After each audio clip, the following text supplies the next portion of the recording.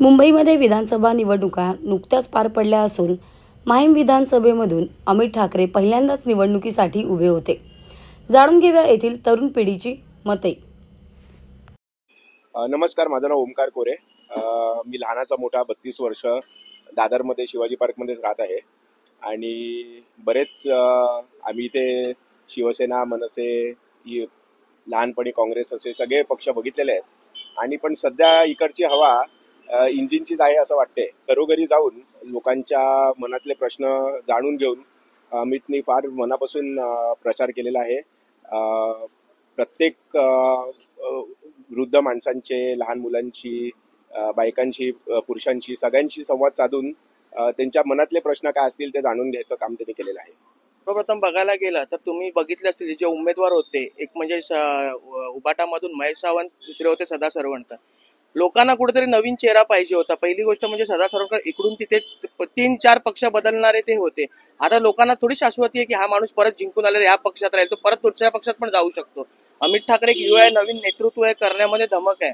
म्हणजे तरुणांचं आम्हाला तरी एक आहे की अमित ठाकरे यायला पाहिजे आणि माहीममध्ये एक चांगलं त्यांनी विजन दाखवलं आहे की म्हणजे येणारे जे आमदार होते ते फक्त शौचालय आणि गटर लाईनच करतात, पण अमित ठाकरे ते न दाखवता कोळी लोकांची जी समस्या आहे म्हणजे समुद्रावरती जे आपला कचरा येतो त्याच्यासाठी साफसफाई मोहीम, त्याच्यानंतर कोळी लोकांच्या जाळ्या अटकतात त्या, परत लोकांनी तुम्ही बघितलं असेल की दिवाळीच्या ह्याच्यामध्ये कोळीवाड्यामध्ये लोकांना आंघोळीसाठी पाणी नव्हतं.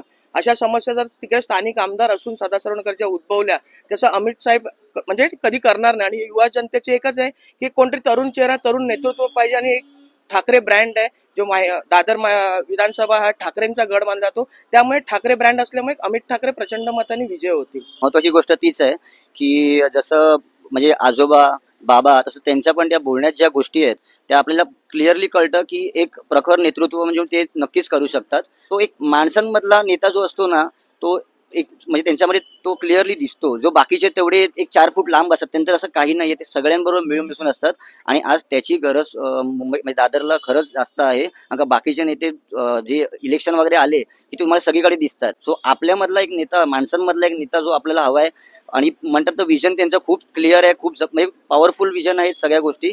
सो तसा नेता खरंच हवा आहे आणि मला 100% वाटतं यावेळी ते चांगल्याच मताच्या फरकाने निवडून येतील आणि ते पुढे ते काम जे आता काही त्यांच्याकडे पद नसताना जे करतायत, जर सत्ता आली, आमदार झाले की ते अजून डबल त्या गोष्टीचं ते मेहनत करून ते सगळं कामं ती दादरमधली नक्कीच करतील. निवडणूक लढवणं म्हणजे हे काय नाही, प्रत्येक जण फ्रेशर असतात, किती जण नौके उमेदवार पण असतात, पण नंतर ते शिकले जातात. आणि अमित साहेबांच्या मागे राजसाहेब हे असणारच.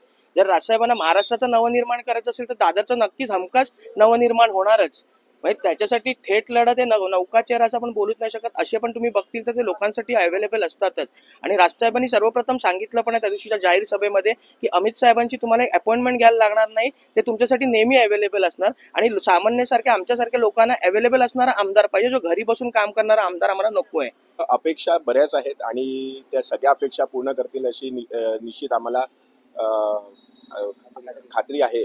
आणि असं आम्हाला या दादर विभागामध्ये बरेच काही समस्या आहेत ज्या आम्ही त्यांच्यापर्यंत पोहोचवलेल्या आहेत आणि ते मनापासून प्रत्येक जी काही समस्या आहे ती जाणून घ्यायचा मनापासून प्रयत्न करतात, त्याच्या बाबतीत समजून घ्यायचा प्रयत्न करतात आणि त्याच्यामधून जे काही तोडगा आत्ताही ते काढू शकतात आमदार नसताना, त्याच्यासाठी मनापासून प्रयत्न करत आहेत. काम करतील ह्याचे तर काही ह्याच्यामध्ये काही शंका नाहीच, पण ते असं काम करतील की पुढचे 30-40 वर्षांसाठी जे काही अडकलेले प्रश्न होते ते निश्चित मार्गी लावतील याची आम्हाला खात्री आहेच.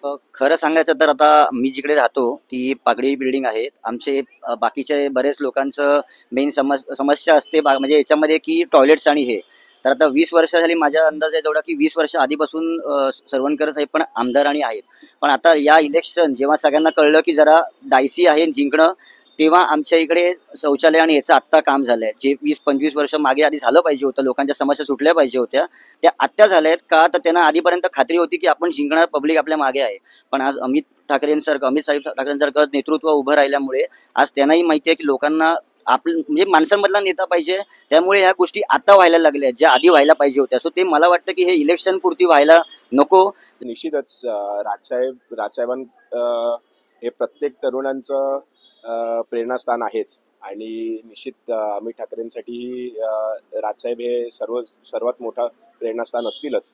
आणि त्यांच्या पावलावरती पाऊल टाकणं म्हणजे अतिशय इमानदार माणूस, हे सर्वात दोघांमध्ये म्हणजे वडिलांमध्ये आणि मुलामध्ये ही गोष्ट आम्हाला प्रामुख्याने दिसत आहे.